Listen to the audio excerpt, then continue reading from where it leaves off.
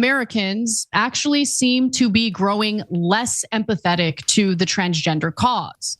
But what's behind it? What's going on here? Well, some activists and movement leaders think that it is due to the transgender movement's confrontational and accusatory approach. Ana Kasparian is back, triggering her own fan base over at the Young Turks. I'm honestly shocked that she's still there. I thought by now she would be gone, but I do think the situation is a little bit more complicated because I think Ana Kasparian is technically a co-owner of the Young Turks. I think she owns a percentage of the company, so it would be kind of tricky for her to leave. And also, at the same time, Cenk Uyghur's starting to come over to Ana Kasparian's side of things as well, criticizing the woke cult a whole lot more since losing the 2024 election to Donald Trump. But in this video, we have Ana Kasparian really going after the left harder than I've seen her go after the left before. And it's 100% causing a ton of backlash down here in the comments. Maybe we could go look at that later on in the video if we have some time. But there's a huge meltdown happening over everything that Ana Kasparian says now. But this one in particular really set off her own fan base over at the Young Turks. Let's get into this clip here. Polling shows that Americans actually seem to be growing less empathetic to the transgender cause. But what's behind it? What's going on here? Well, some activists and movement leaders think that it is due to the transgender movement's confrontational and accusatory approach. And I'm not saying that. This lengthy piece published in the New York Times this week really did delve into it. So on social media in particular, some of you might have seen time and time again, like advocates for the cause being pretty aggressive. And look, it comes from a good place. This is just about the tactics, right? They're aggressively going after anyone they see as like stepping out of line, saying anything that might be deemed insensitive toward the trans community. For example, after a Democratic congressman defended parents who expressed concern about transgender athletes competing against their young daughters, a local party official and ally compared him to a Nazi cooperator. Okay, and a group called Neighbors Against Hate organized a protest outside his office. But look, the example that was detailed in this piece that really bothered me is the one I'm about to detail, okay? So last week, as we all know, Nancy Mace, and she's continued it like this week, like she's engaging in this really disgusting harassment campaign against an incoming transgender member of Congress, first openly transgender member of Congress to, serve in the House. And her name is Sarah McBride. And just preemptively off the, right after the election where Trump proved to be successful, partly because of airing an ad about Democrats' support for transgender people, you have Nancy Mace try to capitalize on that, try to kind of piggyback off of that. And that's why I believe she's been attacking Sarah McBride pretty aggressively. But you would think the transgender community, or at least the activists, would support Sarah McBride and want to protect her, but that unfortunately has not been the case.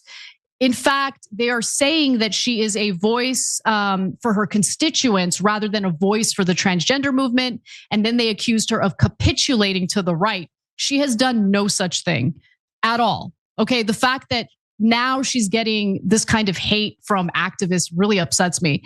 But look, but I think the best example of this, and I know Ana Kasparian is probably not going to bring it up because she's brought it up so many times and it just sets off her entire fan base literally on fire. Even her own company, the Young Turks, it sets them off so much.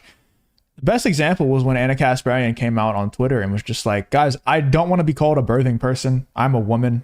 Let's stop calling me a birthing person.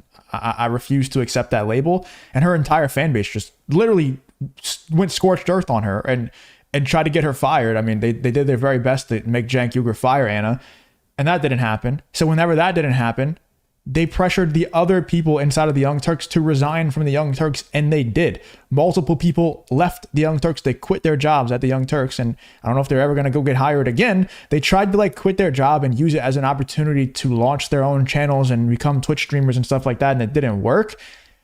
And it's wild that Ana Kasparian just rejecting lunacy, rejecting something that is so insane that even woke Ana Kasparian back then wasn't going to tolerate, because back then, that was a couple of years ago, she was still very woke, very much on that side, in support of the BLM riots, all that stuff. And, somebody who's that woke, rejecting something like that, It should be a wake-up call, but it wasn't. It's the opposite, and there never is a wake-up call for these people. They just pushed even harder and resigned from their jobs at the Young Turks, left the Young Turks, canceled their memberships, all that stuff. That, I think, is the best example of these people being the opposite of inclusive, even though that's what they push. It's like radical inclusivity. And whenever somebody disagrees with them, even the smallest amount, who Ana Kasparian has been doing so much to push their side forward, she disagrees the smallest amount on something that's absolutely insane, they cancel her. They resign from their jobs and they cancel their memberships and everything. That's one of the best examples I've ever seen. Kind of strategy also doesn't really seem to be working. It's actually been pretty counterproductive for the transgender community. More than 24 red states now limit access to transition medical treatment, and public opinion is actually trending in the opposite direction that these advocates were pushing for. Fewer Americans today than 2 years ago say they support allowing children to undergo gender transition treatment, according to the Public Religion Research Institute. I will say the Public Religion Research Institute very clearly would have a bias. So I would take their data with some grain of salt. But nonetheless, you kind of see it when it comes to public opinion. So I remember in 2016, when Republicans were trying to make the bathroom issue a big deal, the majority of Americans weren't buying it. The majority of Americans are like, let's just stop harassing transgender people. It's the bathroom. Like, there's stalls. Everything's going to be okay. I do think it gets a little tricky, though, when it comes to other, gender segregated or sex segregated spaces like a women's locker room and all of that. I don't want to get into the details, but like when it comes to the bathroom, most Americans were on the side of allowing transgender people to use the bathroom that they identify with. Let's remember how the gay community won over the hearts and minds of Americans. It took a tremendous amount of patience. It took, like almost like a public education campaign so people could actually familiarize themselves with gay people in this country. But more important, if you enjoy content like this, then make sure to leave a like and subscribe to the channel. It really does help me out a ton. Let's get back to the video. They made an effort to like make clear, like, we're not a threat. We're just like everyone else, So I think that the patience is a difficult thing to have. I am an impatient person. And when I feel that I've been wronged or in whatever way discriminated against, whether it's because I'm a woman or whatever reason, you do feel that urge, that instinct to get defensive, to lash out. But you have to kind of think about what the bigger picture is and how this is really a persuasion campaign.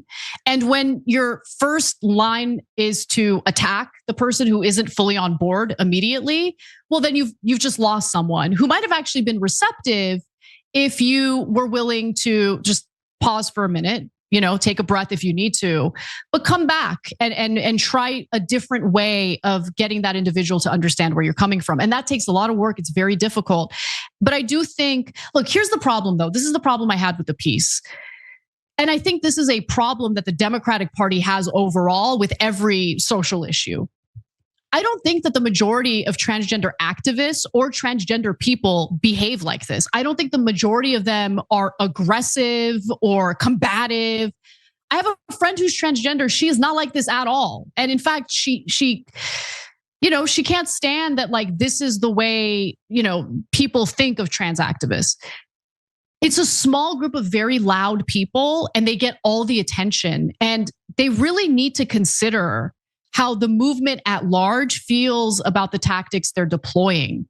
Because it's not just about making people who aren't on board feel comfortable. It's about winning. And if they're deploying tactics that lead to losing, well, then the movement overall is obviously going to be upset about that. And so I think more patience, more coordination, but also for those who have fallen prey to this ideology that everyone who's trans acts like this, or everyone who's a trans activist acts like this, it's just not true. I don't think everyone, but there's a ton of people, and it's almost at the point where they more often act like that than they don't act like that. And I understand what Ana Kasparian's trying to do. She's trying to save face a little bit and make sure that her audience doesn't get too triggered over her telling a little bit of the truth there. Makes sense. But at the same time, the part that I really want to focus on, and also she's talking to one of the woke people inside of the Young Turks right now, that other guy that was on the screen. I think if she was talking to Jank right now, she'd be a whole lot more harsh about it. The point that I wanted to talk about with this clip here from Ana Kasparian is the fact that she's waking up even on this topic and starting to go after that group of people as well. She's trying to make it not as bad, the backlash from her audience not as bad by saying things like, it's not all of them. Of course, it's not all of them, but it's just a lot of them. And I would say that it's probably not all of them either. There's exceptions to every rule, but it is a whole lot of them. If you disagree with them even a little bit, it's like they basically just call every single straight white male out there evil, the devil. If you're not a hardcore liberal, if you're not a hardcore leftist, you are just evil. You're a racist, sexist, misogynist, all the istophobes at the same time automatically. And also, if you don't always continue going more and more woke, like the one time Ana Kasparian back in the day, she's done it a lot more now, but the one time back in the day, she disagreed with them even a little bit. They absolutely lost their minds on her. The same thing goes for anyone else. Joe Rogan, who is a leftist. He's always been a leftist. He's always been a liberal. He just started to not continue to go down the woke road. Like all he did was stop. While as the rest of the left, the extremely woke left, kind of continued to just sprint to the left, Joe Rogan just stopped. And he's just like, I'm cool right here. They cancel him all the time. He's getting canceled constantly. Same thing with Ana Kasparian. She's kind of like, guys, I think we're going a bit too far. I'm going to stay right here. And they just lose their minds on her. They just cancel her all the time. They leave the Young Turks, all this stuff. It's cool to see her continue to call out these groups of people. I understand she's trying to make sure that her audience doesn't get too triggered by saying like, it's not all of them, of course. But at the same time, the important part is that she's calling out this group of people and making the truth known she's speaking to leftists. She's speaking to the people who she's talking about. So it's good to have someone on the other side calling these people out. It's just not good in the minds of these leftists in the comments section. Let me know in the comments what you guys think about Ana Kasparian calling out the woke left again, shocking her fan base. Let me know in the comments what you guys think about this whole Ana Kasparian versus the woke left in the comments.